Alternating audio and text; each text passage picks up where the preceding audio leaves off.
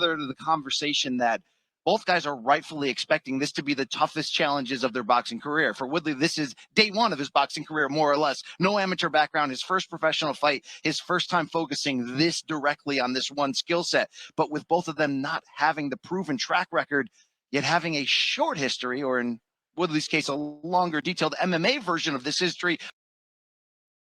These guys are clowns. Luke, the guy on the left, he's an MMA journalist, if you want to call him that. I don't know the jerk off on the right, but they're saying there's a huge size disadvantage. I disagree. It's really size really doesn't matter too much when at this high level when it comes to the sweet science of boxing. So Luke, you might want to stay in your lane in the MMA world. Boxing, the sweet science, a little something different over here. So if you're gonna talk, make sure you say the right things and don't sound stupid. So I'm gonna go ahead and let these two go at it, but I'm gonna critique it as well. So let's get it. Of being able to deliver that knockout blow. We talked just a minute ago about the mind games. Anything could give them the edge over the one. You know, we talk about Woodley did camp with Floyd Mayweather. What can that give them the edge? Literally, when it's this close in terms of matchmaking and questions that still need to be answered, anything could lift the other one up. No doubt about it. And we were talking here about Jake Paul and his mind games and whatnot. Still, it deserves to be noted, while Woodley hasn't had to face this kind of an opponent who can do the kinds of things he's probably going to do at the press conference here just minutes away. On the other hand, Jake Paul has never had an opponent. Yes, Ben Askren was experienced, but Tyron Woodley is very experienced in MMA. And frankly, I would argue at a higher level. He was a defending UFC welterweight champion. He has been in places that not only has Jake Paul never. Okay, so not only that, see, this is what I'm saying. When these journalists talk, they say a bunch of dumb shit. Look, the difference between Tyron Woodley, and the guy that he just mentioned that got his fucking head cracked with a knee in the UFC, he was just a wrestler. Ben, he was just a wrestler. He had no striking ability. He couldn't even throw a fucking like a regular. I swear to God, he couldn't throw a regular punch. I don't know how he made it so long in MMA. He just used his wrestling. Like he would kind of like finesse his way into getting people on the ground and submitting them or whatnot. But he never really was a striker. So there's a huge difference here in comparing the two. You know, Tyron is definitely a well-known striker. He has power in both hands, dynamite power, and he can box. And he's been training. Jake Paul's been training for 5 years of the sweet science. What I'm hearing from some good sources, and I have real good sources. My man Ellie Seckback told me that this dude is looking real sharp in the gym. So, you know, you never know who. Hey, I first called Jake Paul to win this fight. When I first did a podcast on this, it was the audio version on my Spotify account. I called Jake Paul to win this fight because of the fact that he's been training for 5 years with BJ Flores, who's an amazing trainer. He was a good fighter when he fought. But I don't know. I'm 50-50. I think it's a 50-50 fight, to be honest with you. You can never fucking, you can't take anything away from Tyron Woodley, man. He's a 5-time UFC welterweight champion, 170 pounds. Now he's fighting at his normal weight, like 190 plus. He doesn't have to cut weight. He's just going in there at the way he walks around. So I think it's a 50-50 fight, man. If Jake Paul is as good as Ellie Seckback is saying, and Ellie Seckback is there, he's always there, always watching. So if he's as good as he's saying he is, I think it's a 50-50 fight, and definitely Jake has a little bit of an edge. But we'll see. Tyron Woodley's going to release his training footage, I think, on Friday. So I can't wait to see that. And I'll gauge it from there. All right? I'll gauge it from there. Jake Paul's never had an opponent who can even come close to the kinds of heights in competitive combat sports endeavors that Tyron Woodley has had. Absolutely. And that means that we already know intangibly in terms of the foundation of who Tyron Woodley is as a fighter. We already know he's got a chin. We already know he's tough. We already know there's a will to win, to persevere through some tough times. I think the fun part from an entertainment value of the questions not answered yet from Jake Paul through 3 professional bouts, 4 rounds, 3 knockouts, and maybe not the type of competition level that the boxing purists can embrace and understand, but this is This is Jake stepping out of that and going up to a higher level. This is certainly, without question, the biggest threat that he has faced, a guy that has the capability of knocking him out. But what I want to see even more than that, I'm gonna go ahead and let them talk, and then I'll go ahead and give you guys my critique on what the hell they're talking about. All right. So I'm gonna let y'all tune into this, and then I'll go ahead and give my take on it. no, they're both going to have one punch power. I assume we're going to see action based on the personalities between them and the inexperience, if you will, on the boxing side. I want to see, though, what Tyron Woodley's transferable skills become, though, as a boxer, beyond just that looping right hand, which was a knockout punch for him in MMA. He won the UFC welterweight title 5 years ago, knocking out Robbie Lawler with a beautiful right hand. Time done with Floyd Mayweather, time done in camp with the great Cuban trainer Pedro Diaz. Can he transform that into a jab, into combinations, into swiveling and moving? We could end up being really surprised at how easily he made that transition because of these foundational elements we're talking about. Well, I'll talk more about that in just a minute. Let me set the table, if we can, for just a second. If you want to purchase the pay-per-view, now's a great time. Remember, it will air on Sunday, not Saturday, starting at 8 p.m. in the East. You can go to SHO.com/PPV. You can see there's the URL underneath my sweat-stained shirt.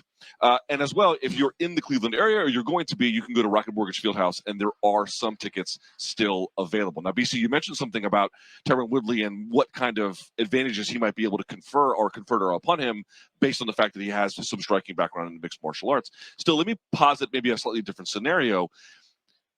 Tactically and strategically, there are going to be some really important questions for him here. Does he try to go for broke in saying this guy's only got 3 fights? If I put pressure on him early, this will get him out? Or does he try to play the slow game and draw him into the 5th, 6th rounds before then applying the pressure? What makes the most sense for Tyron Woodley, given his overall competitive advantage and maybe some of the physical tools that he brings as well? This is why it's going to be so intriguing to find out how these game plans are played out, and whether these game plans, by the way, can be shaken up, let's say by getting hit with a big shot earlier, led into a brawl. But foundationally, what we're saying, what we already know about Tyron Woodley, is he does have the fighting spirit, the fight IQ, the professionalism, the experience. And on top of this, he's also got the proven stamina, too. I mean, he's a 5-round championship level fighter in the UFC. Could it benefit him, should this be more of a boxing match that pushes more towards the 6th, 7th, 8th round, where we can find out a lot more about Jake Paul than Tyron Woodley? My question is, though, what I just teased, if Woodley gets hit with a big bomb early, if Jake Paul is saying, he may have a little bit of edge on me in certain expertise areas here, but I am the naturally bigger guy. It's fun to watch because he goes after it. I wonder if you can pull Woodley from that game plan. I wonder what happens. Is the more skilled guy going to win this, or is it just the guy more willing to go for it, Luke? At this level of boxing, you can never really be sure. It can be a wild card. It can be some fun outcomes. I think that's all part of the juice that's heading into Sunday night. It's not a traditional boxing match by any means, even though Jake Paul has been working hard. It's been part of his plan to try to win over those purists, those hardcores on the boxing side have been a little like, get away from me. But in a transitioning point, Jake's not backing away from what he thinks he can do for those same boxing purists by providing a big platform that makes boxing headline news again. And then this whole fight about fighter pay, because he's not just talking about the UFC MMA side. He's talking about taking less money to give to people on this card, the championship fighters that are fighting below him, like Amanda Serrano in the co-main event, more money than they've ever made. I'm not trying to paint Jake Paul here as like the patron saint Robin Hood, but he's certainly not trying to just take from boxing and give nothing back. And I think that's an interesting sort of sub storyline heading in as we try to figure out who's going to win this fight. You asked him yesterday, of all of the critics you've had to overcome, of all the audiences you've had to convert to your side, which one remains the holdout? And the answer was, as you had kind of indicated with the question, it's the boxing purists. There's certainly the MMA fans watching this who will probably not be converted one way or the other. But even I was somebody who was skeptical of him. And again, I'm not here to say he's a championship level boxer. He's pretty far from it. But he is taking it seriously, and he is sort of committed to the craft, and he has escalated the various levels of challenges, this being the chief among them. Still, I want to sort of reflect on yesterday, if we can, a little bit, BC. What was your biggest takeaway, good and bad? Let me start, if I may. With Tyron Woodley, here's the good that I saw. He came in phenomenal shape. He looks to be in excellent condition. From what I'm hearing, the training has gone phenomenally well, given all the things that it can. That's what I liked. But what I didn't like was when I asked him what happened in the end of UFC run, he was saying, well, I kind of got caught up in the lifestyle. True. But there was no acknowledgement that 40 is different than 30, is different than 25. I think that plays a role too. What did you pick up on?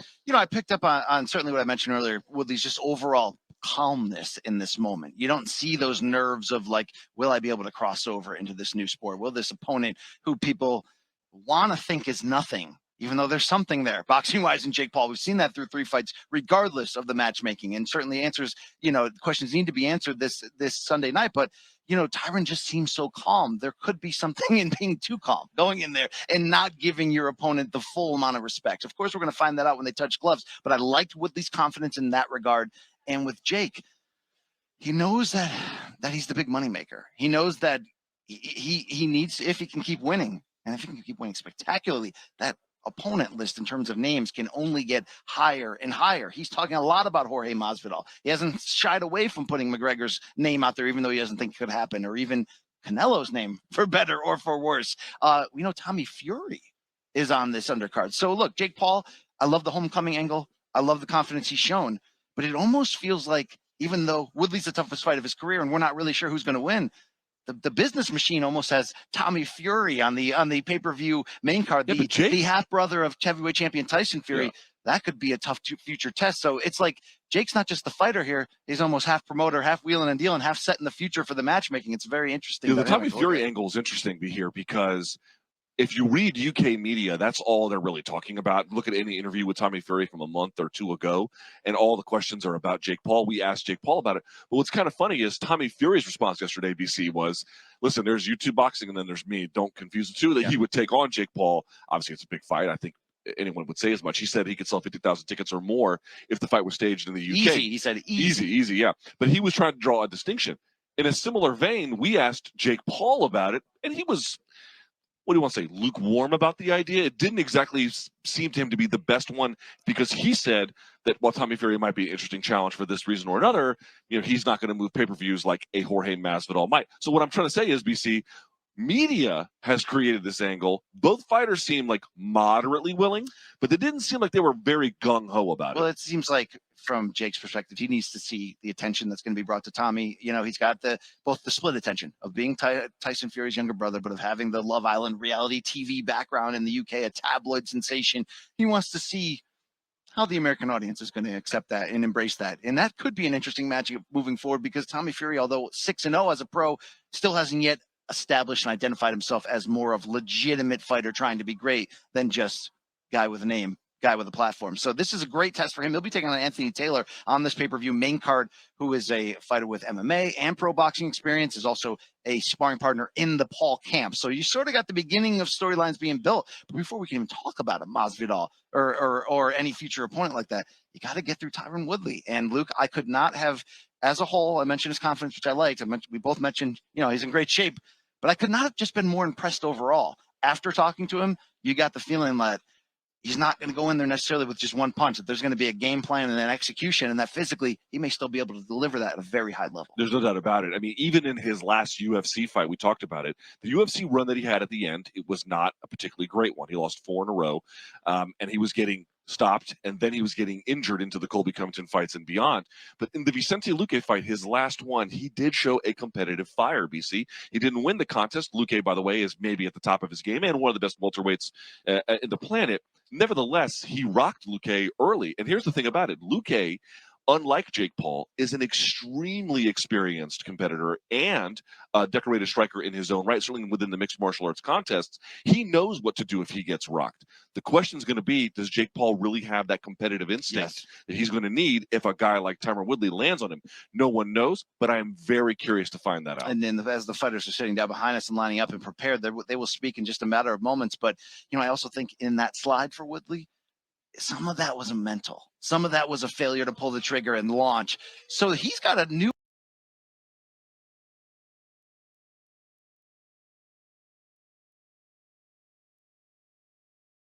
Sorry, these guys are idiots. That's why I hate watching fucking dumb shit like this. And that's why I watch matches with the mute button on, because people like this, they paint narratives that make you think certain things that aren't really what they are. So if I can give you a word of advice when it comes to more like combat sports or any sports, actually, I would just mute it, watch it for yourself, and then you come to your own conclusion. Because these two jackasses don't know what the fuck they're talking about. I came to listen to the press conference, not to listen to these two goons. But we gotta get through it. So let's get through it quickly so we can listen to Tyrone shit on Jake Paul. And maybe Jake Paul is going to shit on Tyrone. Who knows? But I'm excited to see it. Let's check it out.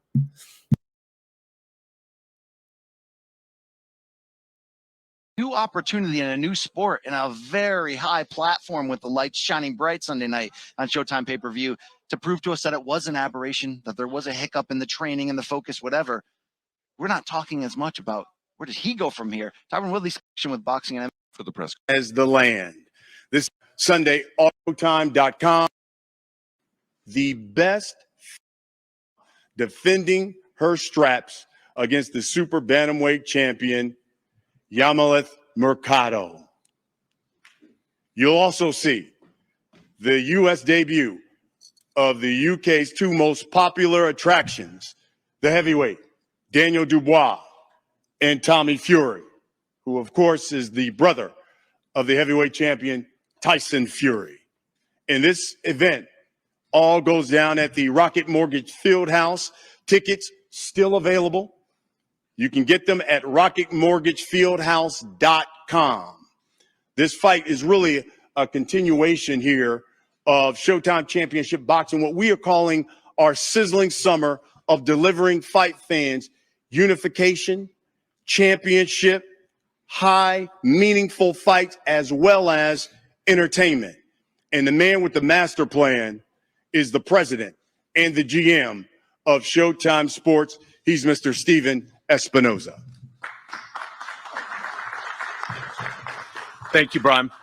I'd like to start by thanking Rocket Mortgage Fieldhouse, the Ohio Athletic Commission, and Barstool Sportsbook, all of whom were instrumental in bringing this event to fruition. You know, Showtime has been in boxing a long time. It's got a long history in the sport. But the thing about boxing is it has a way of always when they were told that they couldn't, didn't listen. An MMA in some level doesn't matter. It doesn't matter because, to borrow a phrase, boxing don't lie. Boxing is the ultimate truth teller. The ring is the ultimate truth teller. So when Sunday night rolls around, on some level, none of this matters. You know, your resume doesn't matter. Your social media followers, your social media audience doesn't matter. The UFC belts doesn't matter. The 9 titles in 7 different weight divisions doesn't matter. Your fan base in the UK, none of that matters. Because, again, boxing is the ultimate truth teller. So for all the hype and the hoopla, all the all access in the social media, make no mistake, these are fights. At the end of the day, these are fights, the purest form of competition. And the great thing about boxing, when 2 competitors enter that ring, each time they enter that ring Sunday night, they get a chance to rewrite their own history. Doesn't matter what happened last week, last month, last year. Doesn't matter where you came from, who you lost to, who you beat. It all comes down to that moment of truth Saturday night with 2 fighters in the ring. And I can't wait. Thank you all.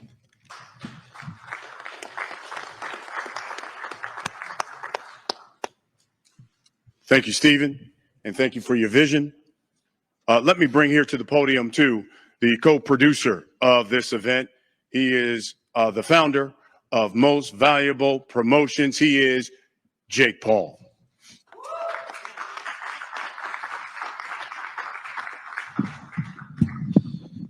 What's up, everybody?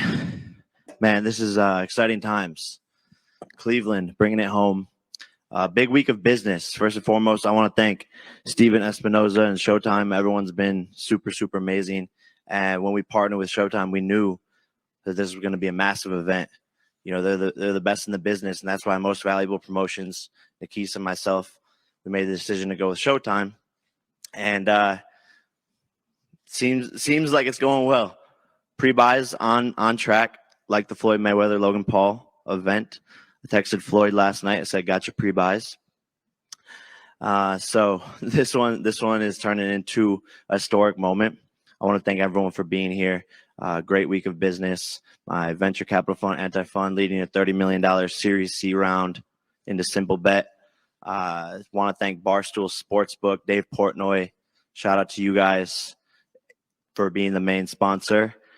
And, today is actually Women's Equality Day. So I told my mom this morning how much I love her. Told my girlfriend, she's right there, how much I love her. And shout out to all the amazing women out there. And for this whole week, Amanda Serrano was saying like, oh, I'm on the card. To me, it didn't seem right that she was just saying she was on the card. So I want to make her the co-main event. Talk to Showtime about it. We're making Amanda the co-main event. And she's deserving of that. She's one of the greatest to ever do it. So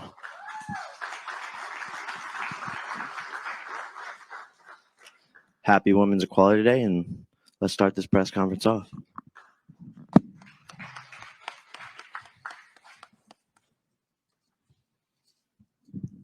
So let's get right into it. All of you are here to hear from the fighters. That's what we're going to do. And, of course, to start the card off, Cleveland's going to get a treat because they're going to get one of their homies. Native Clevelander. This guy was in the 2016 Olympics. Charles Conwell. Unbeaten. 15-0. And 11 of his wins have come by knockout. And he's taking on another unbeaten fighter. And Juan Carlos Rubio, 18-0. 9 of his victories have come by knockout. And Charles, we'll start with you. Let the people know, A, what does it mean to be fighting back here at home, fighting on this card? What should they expect come Sunday night? Hey, everyone. Y'all hear me? All right. Yeah, it's amazing to fight back at home in the city, bringing it back home. I got a lot of local support back here at home. I know a lot of people that doesn't get to see me fight back at home. So to bring it back here and just to have all the local support and everyone back on home, I'm just ready to put on the show and show them what Bad News is all about. Juan, unbeaten fighter. You're certainly taking on another unbeaten fighter.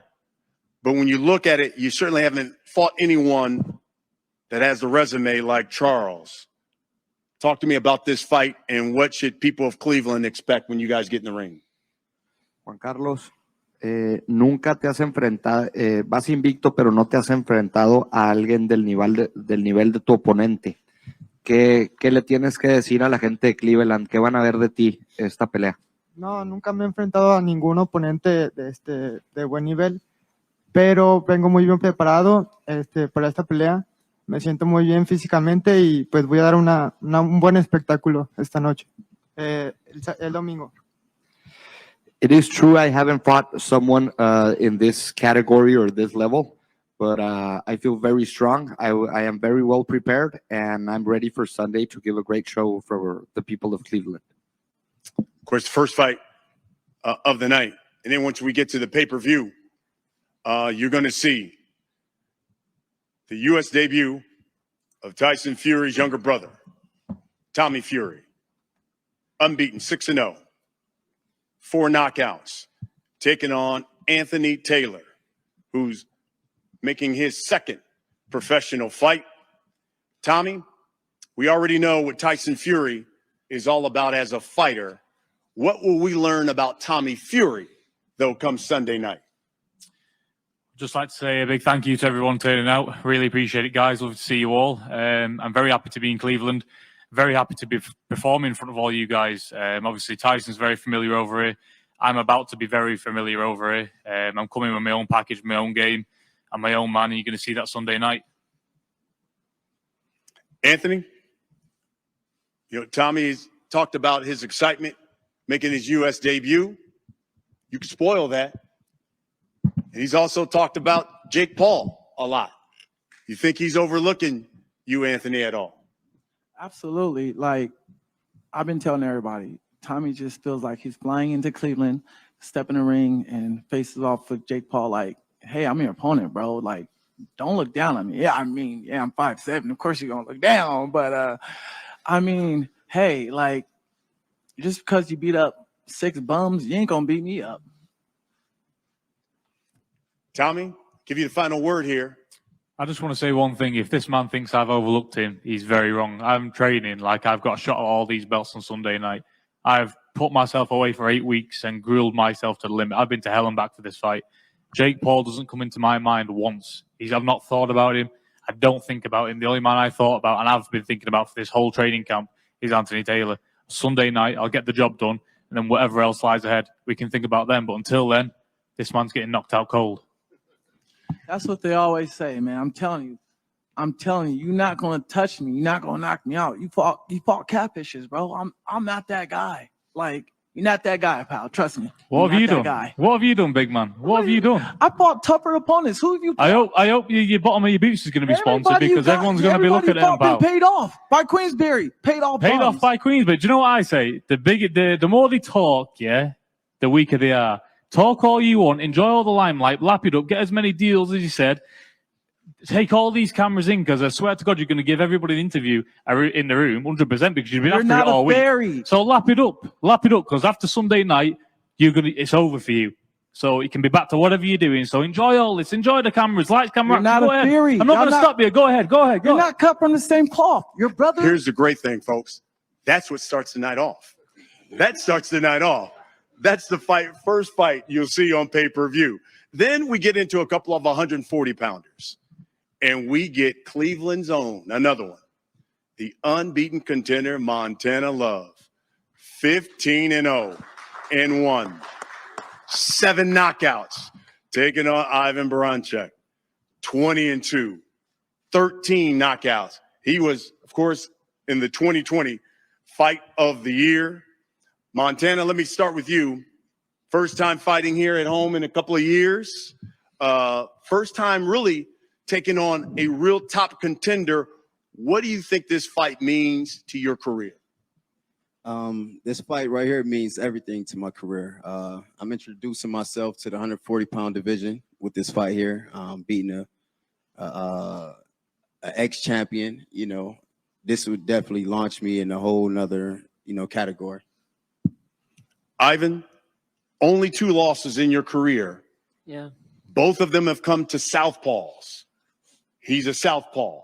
Will that be an issue for you Sunday night?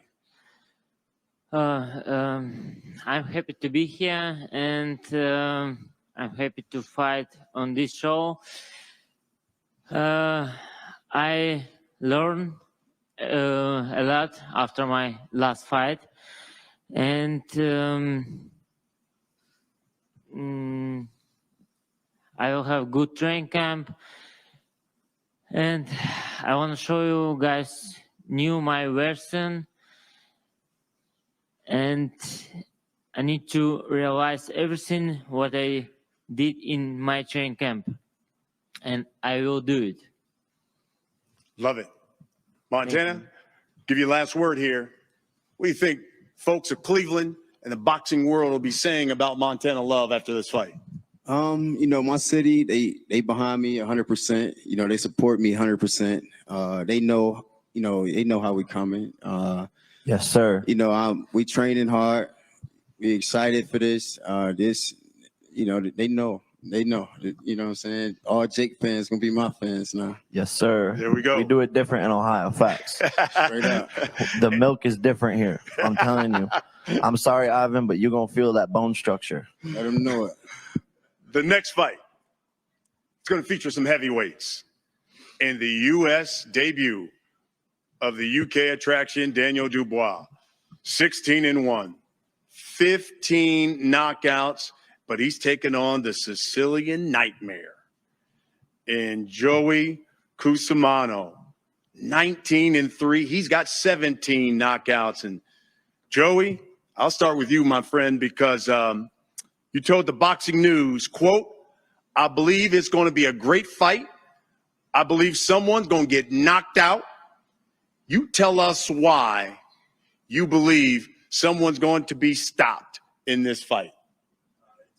We're 2 big power punchers, and we're both exciting fighters. We like to fight. We like to bang. So I feel like we're going to come out, and that's what we're going to try to do. It's the heavyweight division. It only takes 1 punch. Daniel, it's your U.S. debut. You've talked about looking great in front of the U.S. audience, what you call in impressive fashion. Your last 3 knockouts have all been in the second round.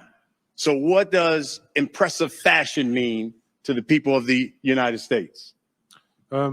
It's my US debut, so I want to look good and I want to win in devastating fashion. My whole approach is seek and destroy, so it's going to be the same again, and I can't wait. This guy's right for me, and I'm ready for the fight. I can't wait. Heavyweights. We all know what heavyweights bring. That's all action. And then we get to what Jake has now dubbed as the co-main event. And it's featuring Amanda the Real Deal Serrano, 41-1 with 30 knockouts, taking on the WBC Super Bantamweight champion, Yami Mercado. Amanda, we all know the history, the rivalry of Puerto Rico versus Mexico. You said this is the fight, though, that will steal the show. You tell us why. First, I want to thank Showtime, Jake Paul, for believing in me and putting a female fight on your card. Sorry, we might steal the show, but Amanda and I have a bet to see who's going to get a doper knockout.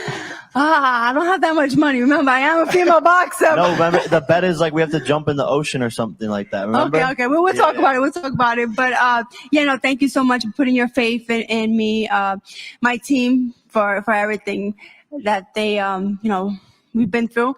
And yeah, Puerto Rico versus Mexico, 2 champions. Listen, these are my babies, my only babies that I have, and it's gonna be very, very hard for her to beat me, for her to take these back to Mexico. She's gonna go home empty-handed. Yami, you heard that. You're coming up in weight to fight Amanda. She, without question, is a big puncher. Will your power carry up to this heavy weight and be enough to take her out? Mauricio Madero will do the translation.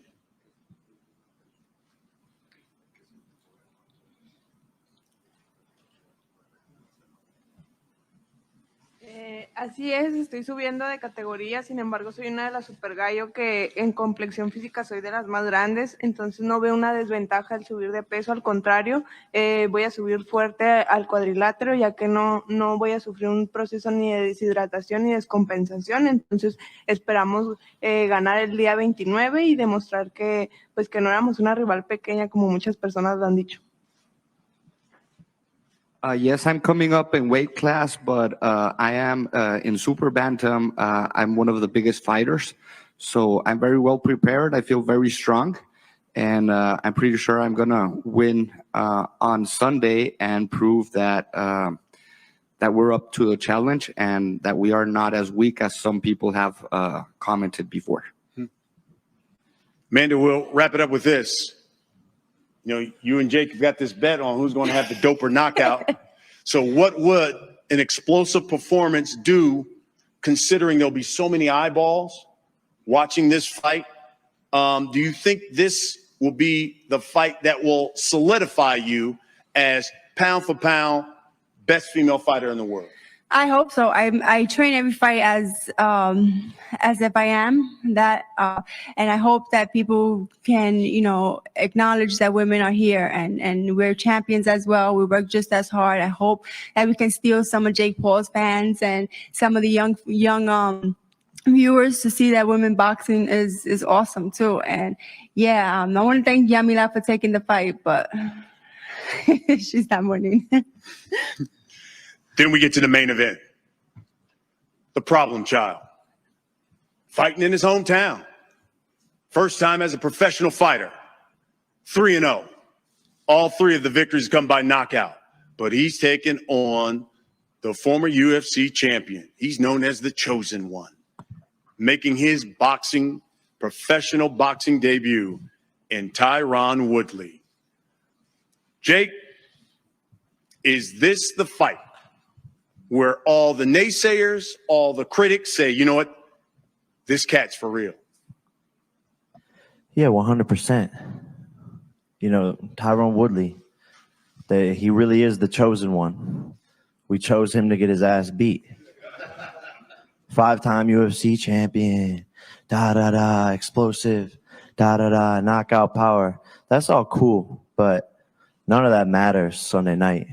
And I'm sending him into retirement, turning him into a meme, and people will see, oh my gosh, this kid can fight. He's got skills. He can take a punch. That gas tank is nice. That inside fighting is nice. That body work is nice. That jab is nice. That 1-2 is nice. Oh, and then he came with the overhand right. That's nice. Oh, we got a hook too. We got a check hook. Oh my God. People are going to be surprised. I haven't shown shit. I can fight southpaw too. I might come out southpaw. I haven't even shown that yet. So yeah, this is my coming out party. Tyron, you're also making your boxing debut. You told the MMA Hour you are here to take over, and people are going to see that Jake is going to get hurt in a way we'd never even imagined. Explain that to us. I'm almost falling asleep. Hello? Yeah, I'm almost falling asleep over here because it's kind of you're gonna be falling asleep on Sunday, it's kind of bitch. disgusting. You better sleep this whole week. Get your naps in. It's kind of disgusting how much of a clown people feel they have to be recognized. It's disgusting how much clout people have to chase. And when you really look into what the word clout means, it's the appearance of authenticity. It's the appearance that you're the real deal. It's the appearance that you really about that action. But I'm really like that. At the end of the day, walking around looking foolish, where the fuck is your shirt at, number one? Number two, you know, you This can is a say fight what game. you want. We're fighting on Sunday with no shirt on. You can say what you want to say, but you do what you think you're supposed to do based upon what we've done. When I say we, I say fighters. Jumping up on the ring and screaming and yelling and doing the memes and all this other stuff, the whole money thing, the whole bling thing, that's all built to build the fight. But we here. I ain't got shit to say. You getting hurt on Sunday. And in a Shiver way you me ain't never timbers. felt. All your sugarcoating ass, Shiver me cheerleading timbers. ass, fucking cheerleading ass, Shiver me people that's timbers. around you have lied to you. They're not hurting you. They don't want to lose a bag. They're not fucking pushing you. So when you get in there Sunday, you can wear whatever you want to wear. You can come out with that dumbass robot. You can do whatever you want. You will get fucking knocked out. You can make as many bets. The only thing I bet on is myself. And I've been betting on that the whole time. So I'm just really, to be honest, sorry, all the people in the media, I'm just ready to fight. I ain't got no shenanigans. I ain't got no BS. I ain't got no razzle dazzle. I should have brought my dog some dew wipes to clean himself up after I knocked the shit out of him on Sunday. That's the only thing I regret not bringing. Is the bet still on? It was never a bet. It was just him saying that I worship Tyron. He's a legend. I played him on a video game in career mode, and I want to get his name tattooed on me. That's all I heard. I didn't hear a bet because there's no way you fucking beat me on Sunday. Yeah, I got a tattoo artist coming to tattoo you after I knock you out. I wish you brought So your look, tattoo artist I mean, because you you're shook on comfortable it. with them. You shook and on they've it. done many tattoos. If you're a man when of you your get word, I you Love shook on Tyron, it. you don't even have to do it, Batman. Pay me a bag and I'll let you slide. I already paid you a bag. Pay my charity a bag and I'll let you I slide. already paid you a bag, and yesterday we were talking Pay about, me another this bag. kid doesn't, he's not real. Well, pay about me another fighter bag pay. and pay the He's not reporters real a about bag fighter too. They pay. need He's more not money. real Pay about them a his charity. bag. I paid you Since you 4 doing times GoFundMe more than you've accounts. ever been paid. Since you I doing paid you GoFundMe 4 accounts. times more than you've ever been paid. Pay all the So reporters you should be double what they thanking me. making. You should be thanking me, son. I'm gonna thank you by punching you in a fucking Kiss the throat. ring, son. There are going to be a number of media members here have questions for you, but I'll wrap it up with this. And it's for both of you. I'll start with you, Tyron. For the people who are going to buy this pay-per-view, for the people who are going to come out to Rocket Mortgage Fieldhouse, what can you guarantee them that they are going to see Sunday night? It's time to go big. All aspects, all categories. I'm going crazy. You know what I mean? At the end of the day, it's been a long time coming. I'm blessed for the moment, blessed for the opportunity, thankful for the coaches in my corner, the people that surrounded me. I'm thankful for the haters. I'm thankful for the people that counted me out because all it was just for me reassuring. Anytime you get adversity, anytime you get the BS and all the people that are coming against you, that tells you that it's so much power for what you're about to do. And I'm about to make a scene on Sunday. Jake, same question. For the people who are going to buy this pay-per-view, they're going to come out to the Rocket Mortgage Fieldhouse. What can you guarantee them on Sunday night? Look, another show, another masterful performance, a boxing clinic. You know, people know how I'm coming. 3-0, 3 KOs. That's for a reason. I didn't even get warmed up in my last fight. So this guy's going to go to sleep. And he's going to get it turned into another meme, like I said. Just like his best friend, his little guy, Ben Askren, who he was in the corner of, turned him into a meme, ended his career. After Sunday, no one ever is He was going to talk already about this retired, guy. G. No He one's didn't ever end his going to career. talk about this guy ever again. He's a speed bump in the road of the Jake Paul career. He's a body. you a dingleberry, He's I'm about to knock he's the a shit out body. of, so. He is a body that I am using You a to clown, add dude. You a content complete to my clown. highlight reel. Look at you. You a clown, man. You a clown. I know there are members of the media Your crew a clown too. who have questions. We have a mic. We just ask that you identify yourself and ask your question. This is Keith Heidick from BoxingScene.com. My question is for Jake. Jake, how much of a step up do you feel that Tyron Woodley is for you in your fourth fight? You know, it's a big step up. I mean, there's no other fighter at 4 or 3-0 who's taking fights against, world champions. I want challenges. I want to push myself. If I'm in training camp, training, and I know I'm going to beat somebody, I'm not motivated. So I like stepping into the unknown. I like pushing myself, and that's what this fight is about. This is a test. I expect him to come out sharp. He looks like he's in shape. He's got the coaches. He's doing the whole spiel, the whole shebang. So this is going to be a fun one. Hey, everyone. How's it going? Ellie Segback, ES News. Jake, you had camps at Big Bear, Vegas, and now Puerto Rico. What was different about this camp versus the other camps? I think isolation creates perfection. And when there's no distractions to the highest level, not one person in the way of your goal. When you have a one-pointed attention, there's nothing more powerful. And Puerto Rico is amazing. Training in that heat, that humidity, it prepared me. It got my cardio on a whole another level because there's nothing else like that. Training in Big Bear, high altitude, it's hard to breathe, but it's almost harder to breathe in Puerto Rico.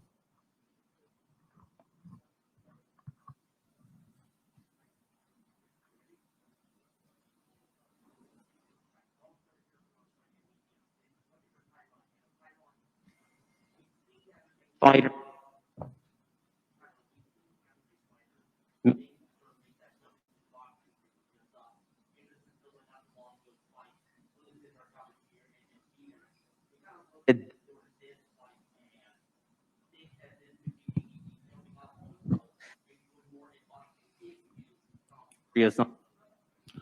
I think, in general in combat sports, you start seeing one person do something and it looks cool or it looked like, it was a bag behind it and people start to replicate it.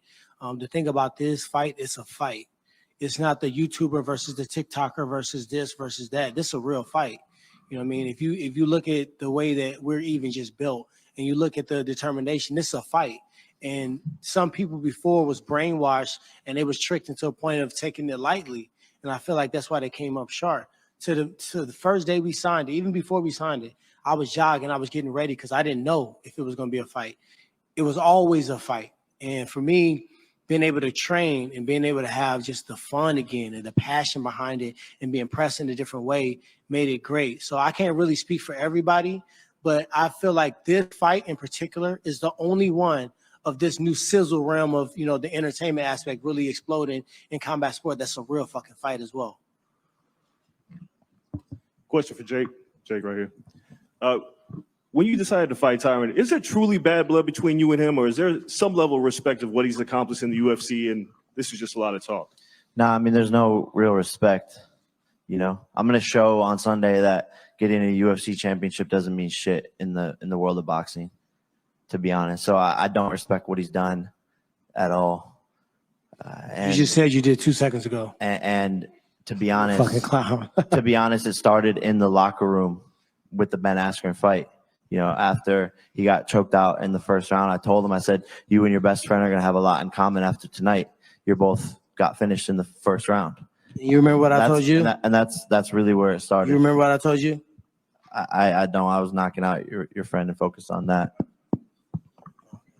You want to tell everyone what you told me, buddy? I don't need to. I'm going to show you on Sunday. Follow-up question for Tyron. Do you feel like you're being overlooked in some aspects because of how the UFC career ended and how Jake is kind of talking to you? Do you feel like people have underestimated what you're going to bring to the ring on Sunday? We saying talking, right? He ain't showed me shit yet.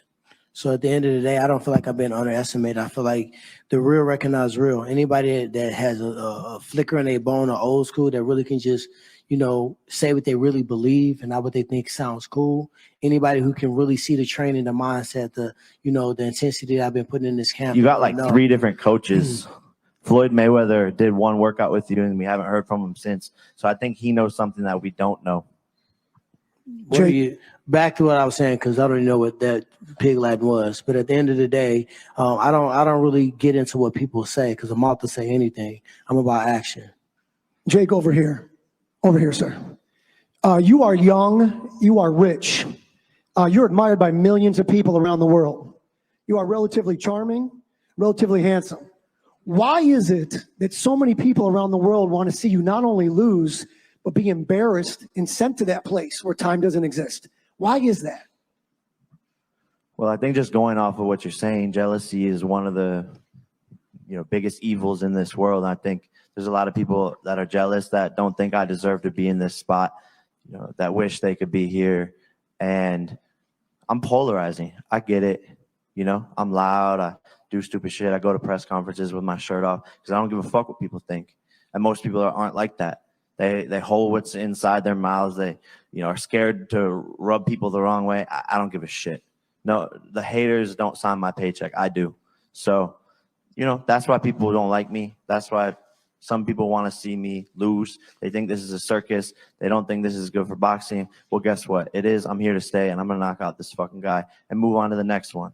I am overlooking Tyron Woodley. Most people sit up here like Fury, and he's like, oh, I have a tough opponent. No. When I know what's going to happen, when I'm confident in my skill, I'm already thinking about the next opponent.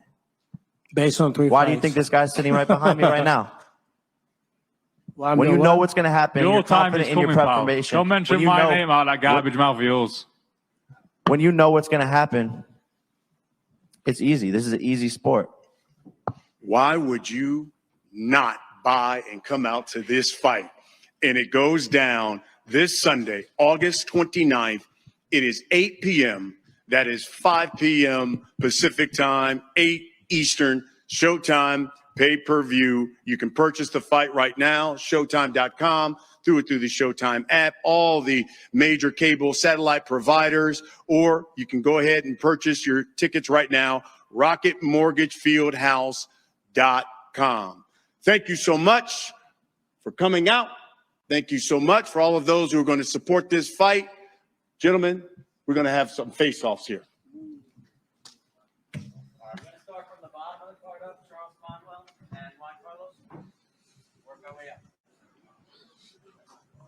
About to go.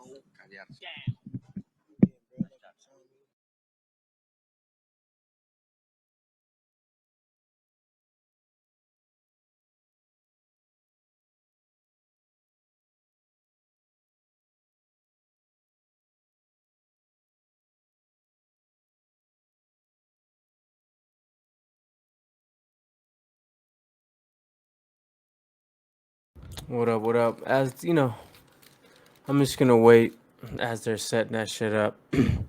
I just wanted to say, Jake is a fucking clown. I can't stand the kid.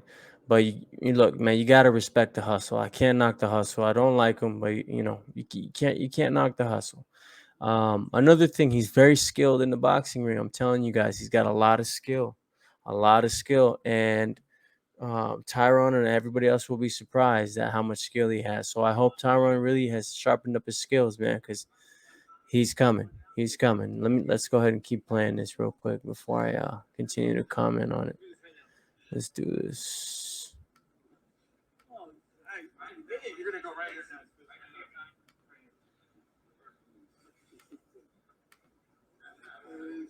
Bam. Shit. Show the face-offs.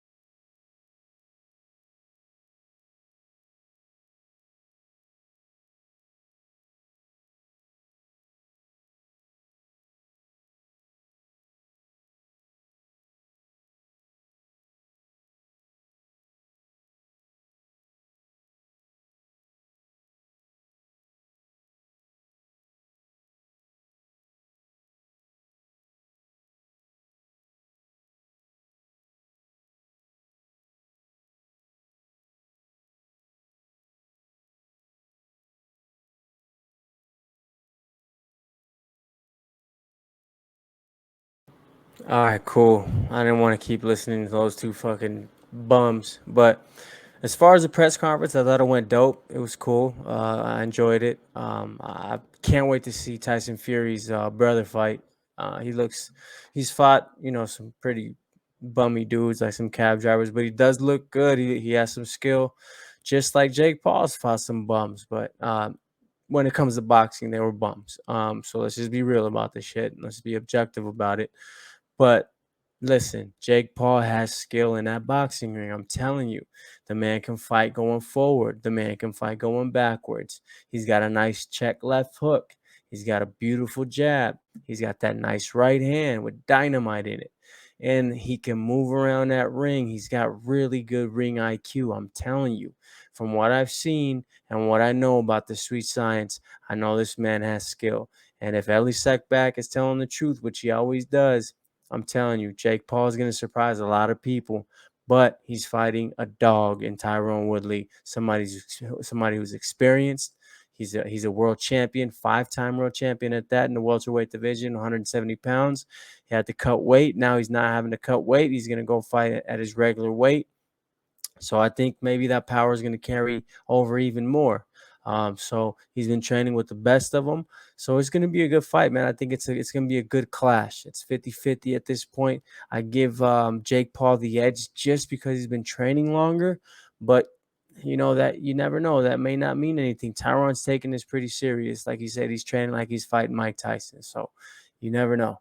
But like I said, I give the edge to Jake Paul because he's been training for 5 years straight just with the hands. That's one discipline. With the hands, and Tyron was training with multi-disciplines like with kicks, wrestling, submissions, and the whole mixed martial arts thing. So the press conference went well, and like I said, it was dope. I thought it was entertaining. It was pretty fun. I'm going for my Mexican chick. I hope she beats the Puerto Rican. That's always a great rivalry. She gave her that mean look. If eyes could, if looks could kill. That look that she gave old girl, the Puerto Rican girl, was a savage look. So I'm going for my Mexican girl. She looks dope. I don't know. I've never seen her box before, but I hope she's good.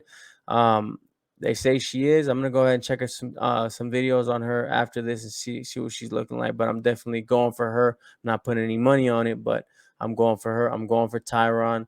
Not putting any money on that either, but I'm definitely going for him. I'm going for Tommy Fury.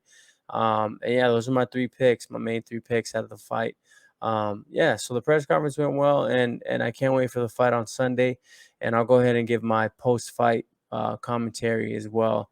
Or maybe I'll just do a commentary while the fight's going on. What do you guys think? Let me know in the comments.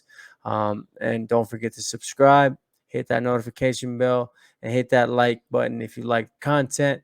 It's your boy, Mr. RCL, and I'm out. You dig.